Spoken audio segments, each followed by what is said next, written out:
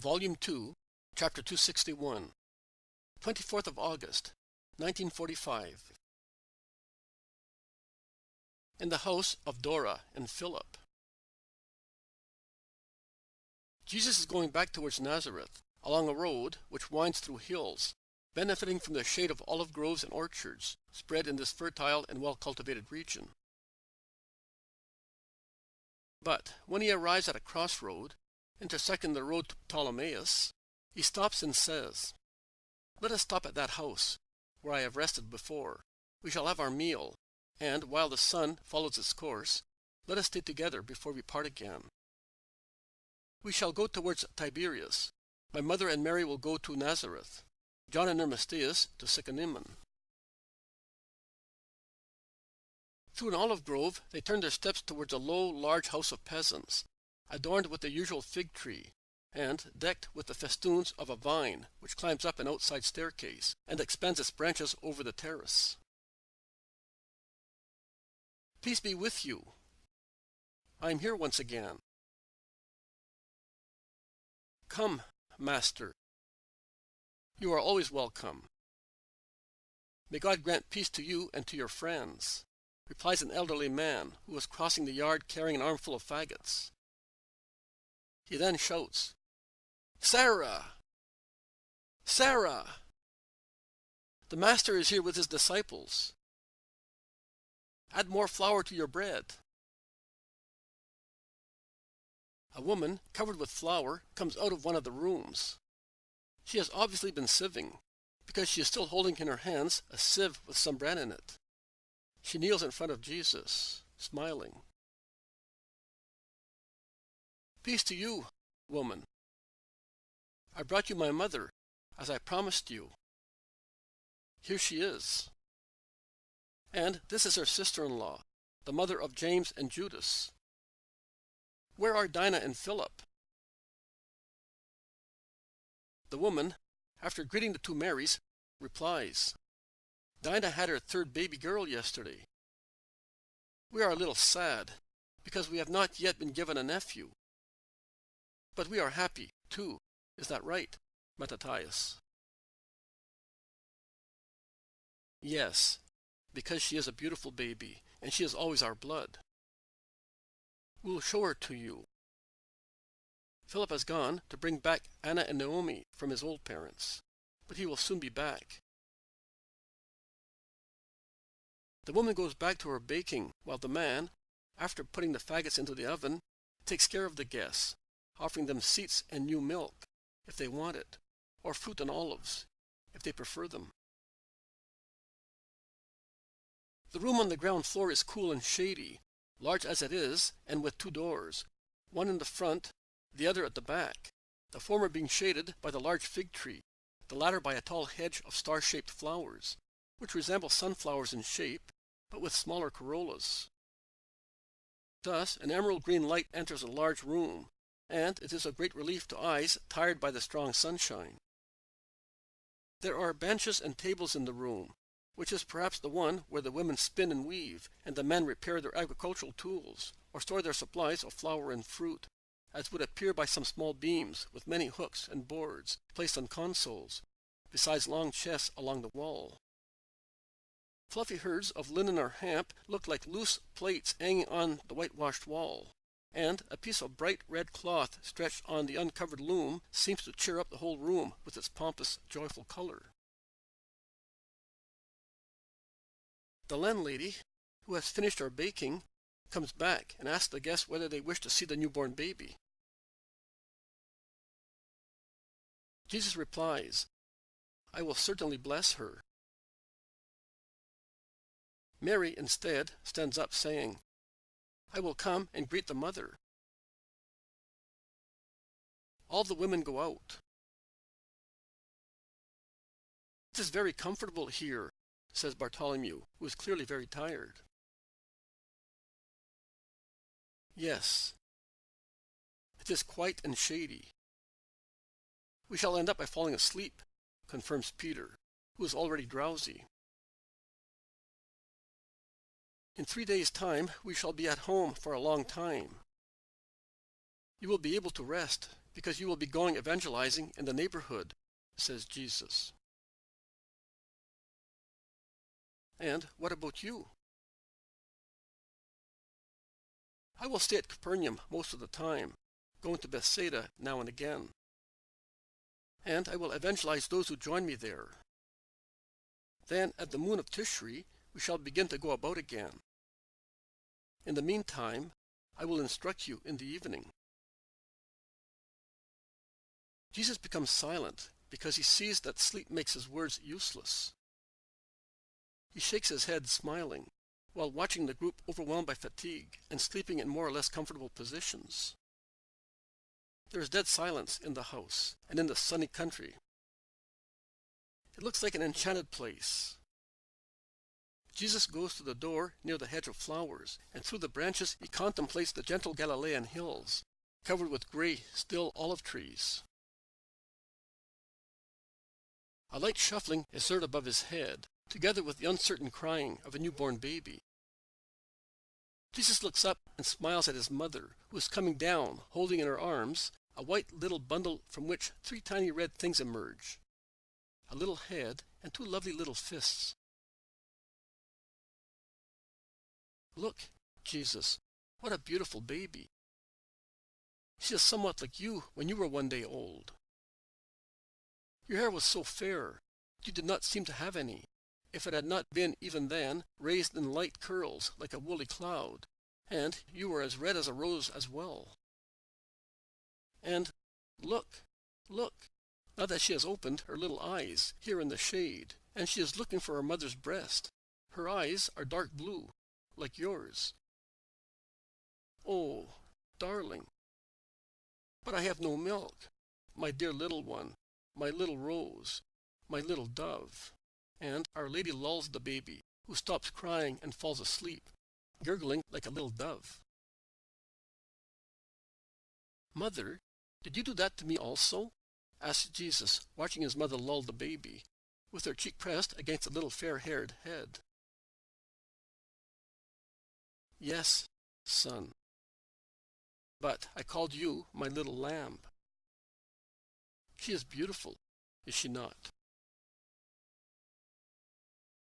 Really beautiful and strong. Her mother can be proud of her, confirms Jesus, who is also stooped, watching the sleep of the innocent child. Instead, she is not. Her husband is angry because all the children are girls. It is true that men are better for the fields we have. But it is no fault of our daughter, says with a sigh the landlady who has just arrived. They are young. Let them love each other, and they will have boys also, says the Lord confidently. Here is Philip. He will become very gloomy now, moans the upset woman. And in a louder voice she says, Philip, the Rabbi of Nazareth is here. I am glad to see him. Peace to you, Master. And to you, Philip. I saw your lovely baby. I am still looking at her, because she is really praiseworthy. God blesses you with beautiful, healthy, and good children. You must be very grateful to him. Are you not replying to me? You seem to be annoyed. I was hoping it was a boy. You are not going to tell me that you are unfair by accusing the innocent child of being a female, or that you are going to be hard on your wife, asked Jesus severely. I wanted a boy. For the Lord and for myself, exclaims Philip resentfully. And do you think that you are going to get one through injustice and rebellion? Have you perhaps read God's thought? Are you above him that you may say to him, do that because that is just?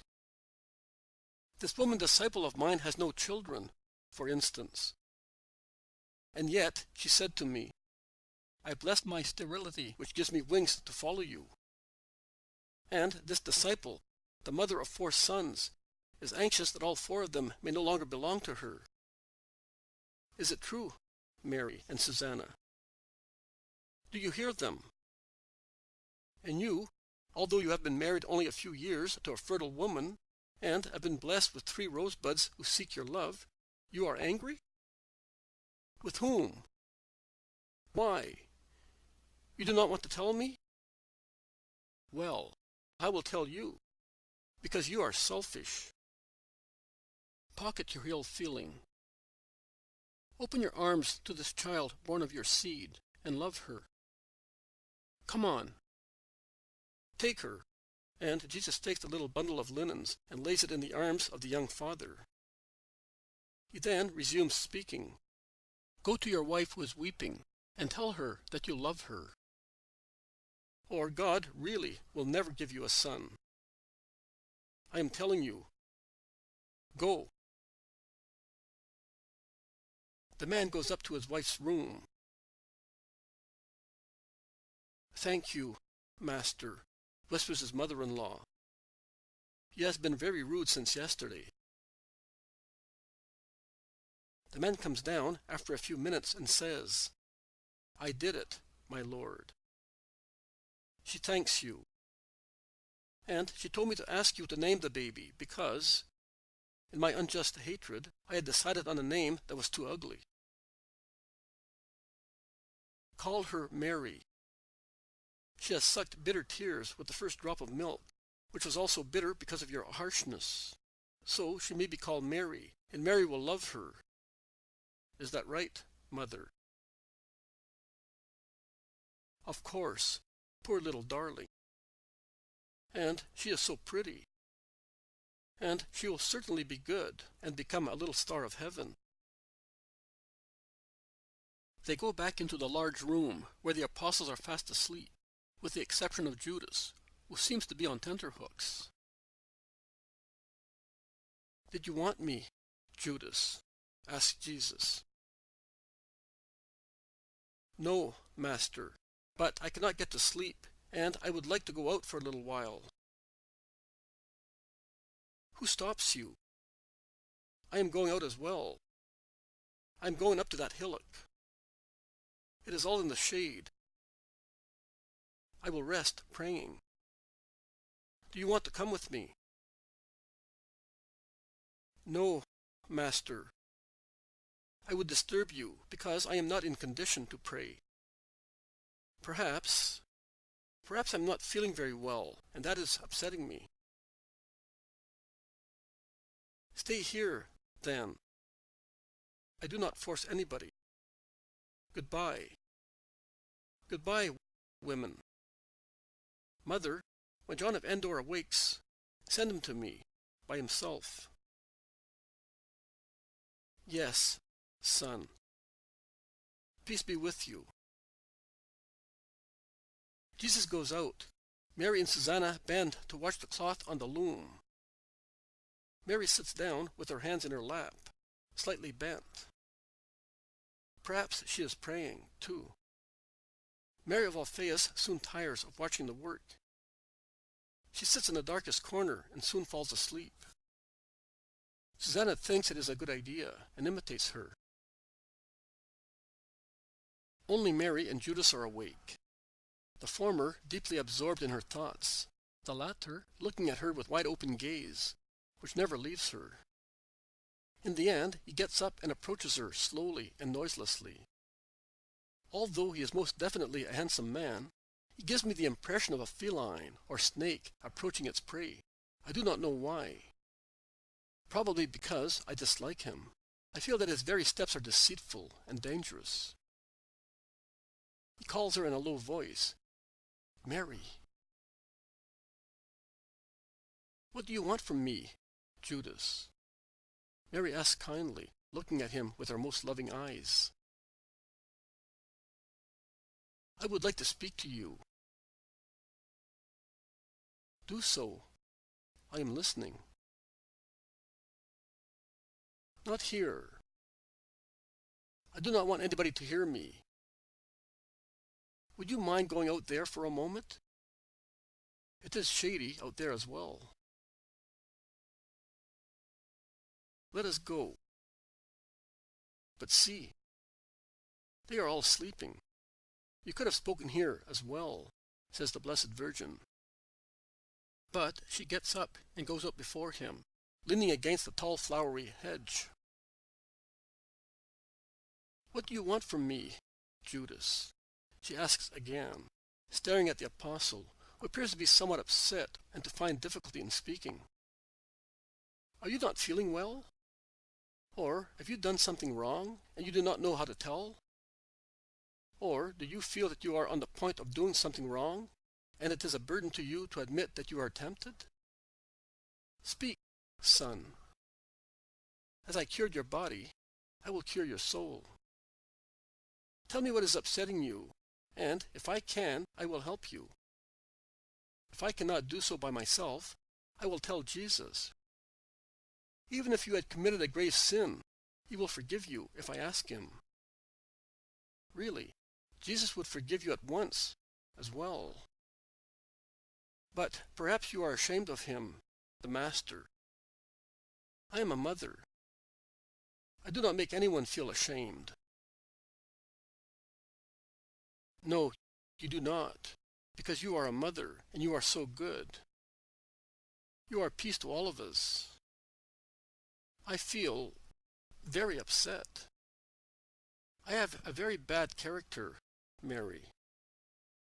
I do not know what I have in my blood and my heart. Now and again I am no longer able to control them, and then I would do the strangest and worst things. Even with Jesus near you, can you not resist temptation? Yes, and I suffer because of that, believe me. It is so. I am a poor wretch. I will pray for you, Judas. It is not enough. I will get just people to pray for you without telling them for whom it is. It is not enough. I will make children pray. So many of them come to me, to my kitchen garden, like little birds looking for corn. And my caresses and the words I speak to them are corn to them.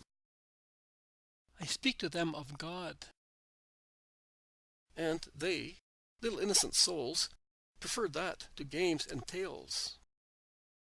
The prayer of children is pleasing to the Lord. Never as much as yours, but it is still not enough. I will tell Jesus to pray the Father for you. It is still not sufficient. More than that is impossible. Jesus' prayer defeats also demons. Yes, but Jesus would not always pray. And I would go back to being myself. Jesus always says so. He will go away one day. I must think of the time when I shall be without him. Jesus now wants to send us evangelizing. I am afraid to go with this enemy of mine, which is myself, to spread the word of God. I would like to be already perfected. But, son, if not even Jesus is successful, who can ever be so? You, mother. Let me stay a little while with you. Pagans and prostitutes have stayed with you. So I can stay as well. If you do not want me to be where you live, at night I will go and sleep at Alphaeus and Mary of Clopas. But I will spend the day with you and the children. In the past, I tried to do things by myself, and I made the situation worse. If I go to Jerusalem, I have too many wicked friends, and in the situation I am in now, when I feel like this, I become their laughingstock. It is the same if I go to any other town. The temptation of the road burns me with this one which I already have. If I go to Kerioth, to my mother's, I become the slave of pride. If I withdraw to a solitary place, silence rends me with Satan's voices. But if I am staying with you, oh, I feel that it will be different. Let me come. Tell Jesus to grant me this. Do you want me to be lost? Are you afraid of me? You are looking at me with the countenance of a wounded gazelle, which has no strength left to escape its assailants. But I will not offend you. I have a mother, too, and I love you more than her. Have mercy on a sinner, Mary. Look, I am weeping at your feet. If you reject me, it may be my spiritual death. And Judas is really weeping at Mary's feet. She looks at him, and her eyes are full of pity and anguish mixed with fear. She is very pale. But she takes a step forward, because she had almost sunk into the hedge to keep away from Judas, who was going too close to her, and she lays a hand on Judas's dark hair. Be quiet, lest they should hear you. I will speak to Jesus, and if he agrees, you will come to my house. I disregard the opinion of the world. It does not injure my soul. I would be horror-struck only at being guilty towards God. Calumny leaves me cold. No one will speak ill of me, because Nazareth knows that its daughter does not cause scandal to her town. In any case, let come what may, I am anxious that you may save your soul. I am now going to Jesus. Peace to you. And she covers herself with her veil, which is white like her dress, and she walks fast along the path, which leads up to a hillock covered with olive trees.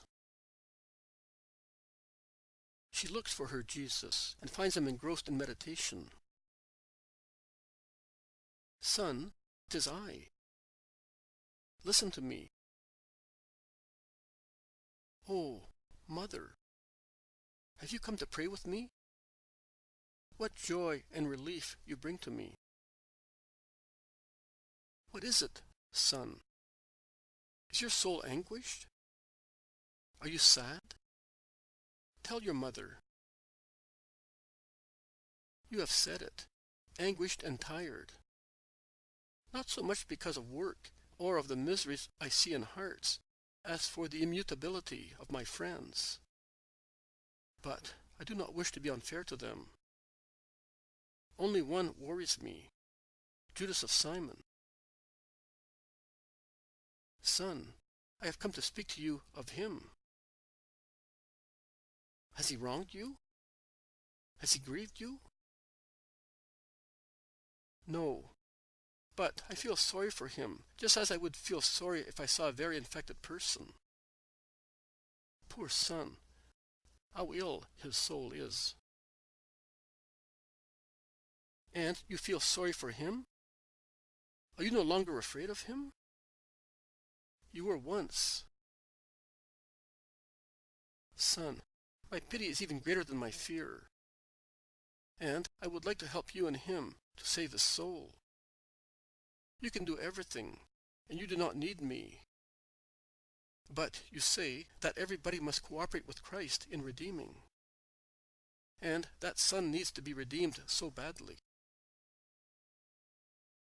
What else can I do for him in addition to what I already do? You cannot do any more. But you could let me do. He asked me to let him stay in our house because he thinks that he will be able to get rid of his monster there. You are shaking your head? You do not want? I will tell him. No, Mother. It is not that I do not want. I am shaking my head because I know that it is useless. Judas is like one who is drowning, and although he realizes that he is drowning, he rejects out of pride the rope that has been thrown to him to draw him to the shore. He has no will to come to the shore. Now and again he is in terror of drowning, and he seeks and invokes help. He clings to the rope. And then, seized once again by pride, he refuses help, rejects it. He wants to be independent. And he becomes heavier and heavier because of the muddy water that swallows him down. But, as I wish to leave no stone unturned, let that be done as well, poor mother. Yes, poor mother, as you are subjecting yourself, for the love of a soul, to the pain of having near you one who frightens you. No, Jesus, do not say that. I am a poor woman because I am still subject to antipathies.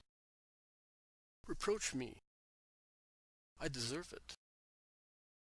I should not be disgusted at anybody, for your sake. That is why I am a poor woman. Oh, I wish I could give you back Judas spiritually cured.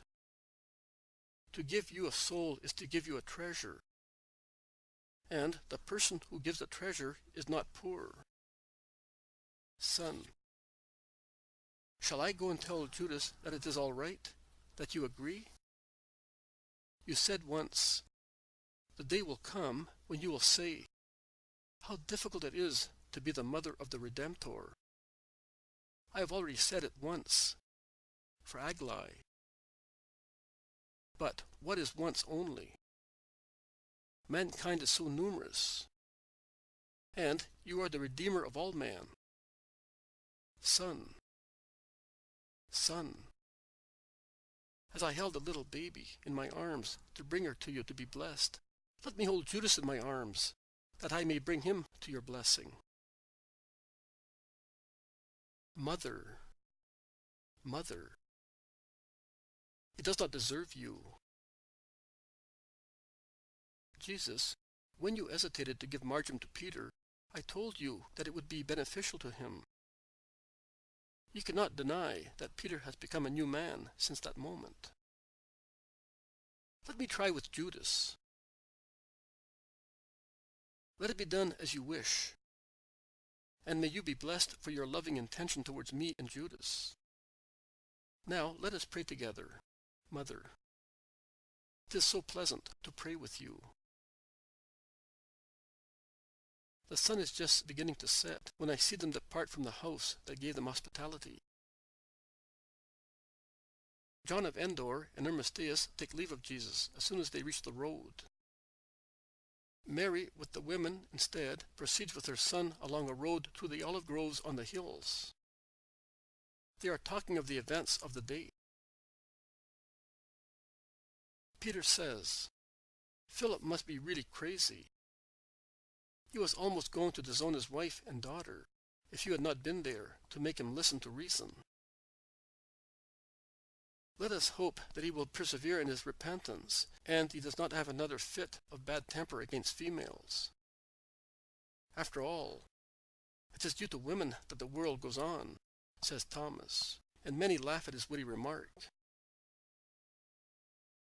It is certainly true, but they are more unclean than we are, and, replies Bartholomew. Never. With regard to uncleanliness, we are not angels either. Now, I would like to know whether, after redemption, it will be always the same for women. They teach us to honor mothers, and hold in great respect sisters, daughters, aunts, daughters and sisters-in-law, and then, anathema here, anathema there. The temple is out of question. Many times we are not allowed to approach them. Eve sinned? Agreed. But also Adam sinned. God punished Eve, and very severely. Is that not enough? Thomas, Moses also considers women unclean.